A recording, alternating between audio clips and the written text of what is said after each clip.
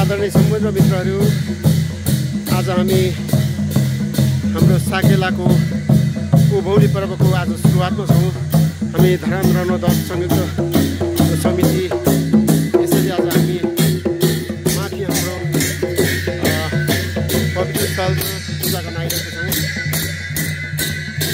आज 2022 साल वैशाख 29 गतिको दिन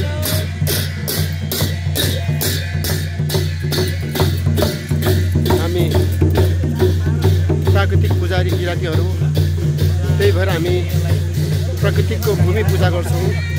आजबाट हाम्रो उभौली सुरु भइसकेको छ। त्यसैको सन्दर्भमा आज हामी विजयपुर डाँडामा छौँ। यहाँ धेरैजनाहरू उपस्थित हुनुभएको छ।